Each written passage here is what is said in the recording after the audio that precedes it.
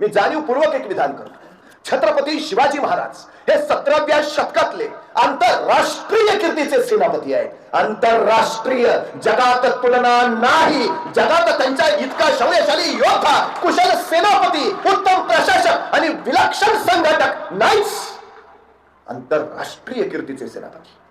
याचं कारण असं, महाराजांच्या 50 वर्षाच्या आयुष्यात त्यांच्या पुढे जेवढे शत्रू आलेत त्यातले फक्त 2 भारतीय आहेत. बाकी सारे भारताच्या बाहेरचे आहेत. त्यांच्या देशातले नामवंत योद्धे सेनापती आहेत. 2 फक्त भारतीय. एक मिर्झा राजे जयसिंग इथले आहेत आणि 2 अफजल खान, तोही भारतीय आहे.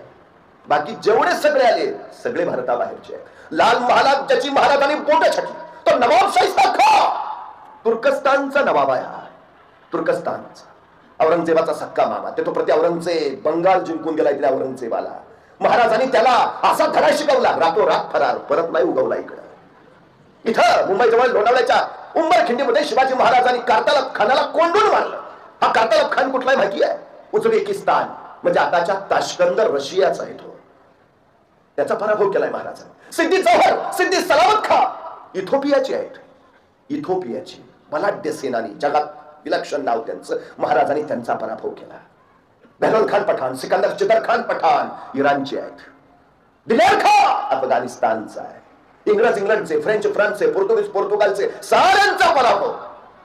जगातली 123 राष्ट्र आज छत्रपती शिवाजी महाराजांच्या युद्धतंत्राचा स्वतःच्या लष्करी अभ्यासक्रमात समावेश करून आपल्या सैनिकांना त्यांचे धडे देत आहेत.